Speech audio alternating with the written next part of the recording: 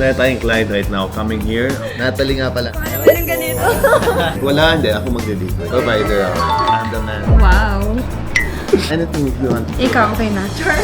But guys, another watch tayo ngayon. Meron tayong client right now coming here. She's gonna sell us the just 26mm ata ibebenta niya. Napakagandang babae. Let's see, doon ako mahina eh. So guys, samahan niyo ako. Malapit na ako. Nandiyan ka na ba? Oo, andito na ako. Okay. See you. Ingat, bye-bye. Natalie nga pala. Paano ba nang ganito? Coffee. Gusto mo ng coffee? Hindi, okay na what? Anything if you want. Ikaw, okay na. She want me. She want me.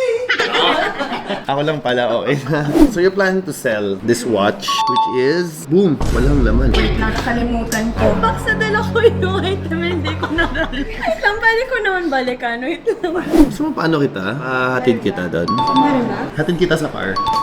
Wow, kayo. Pwede ba? Hatid mo muna siya sa ano. May kukunin ng sa'yo.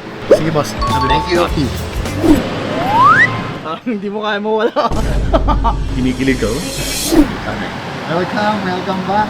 Kalimutan yung tumatanda na. Wait lang, nakalimutan ko. Baksa dala ko yung item, hindi ko nadala.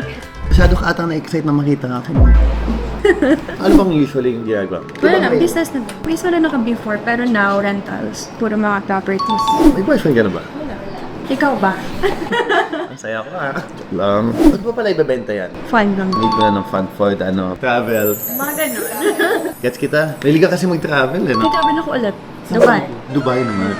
May hometown. Skydiving. Pumuntahan mo yung hometown mo Sa Dubai.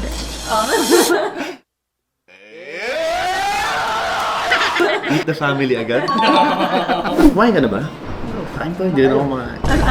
Depende, kung siya yung maglilibre, ako maglilibre. Wala, hindi. Ako maglilibre. Kahit na mayari. Provider ako. I'm the man. Wow. Ito na.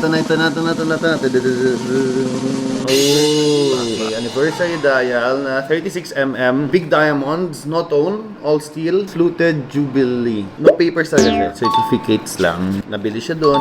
How much you plan to sell it? 520. Hindi kahit tayo. Tanong ko sa purchasing department namin kasi sila yung may ano neto. Si Patrick 69 Bo. Good lang. Check ko lang ha. Tanong ko lang sa kanya. Huli natin sa meeting. Yung Totoo? watch only boy. Service papers from Rolex. Luma pa eh. Sa 400 kasi gusto mo na eh. May 300 kaya. Ganun. Eh, sige. Yun. Max. Ano?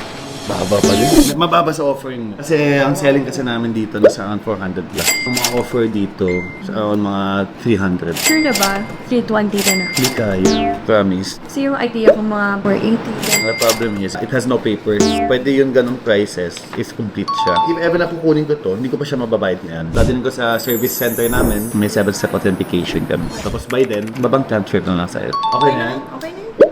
Done deal? Done deal. Thank you so much, Madam Natalie. Sagutin yung lunch mo. Sige po. Bili ka din sa Rolex, no? Ngayon, puno Cartier ako work. May watch ka din na mga card doon. Hindi na ako sasama sa lunch nyo. Hindi na, kaya na lang.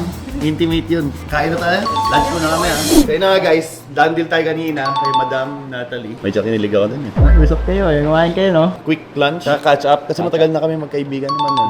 Riders na riders yung formahan mo eh. Maring riders, go!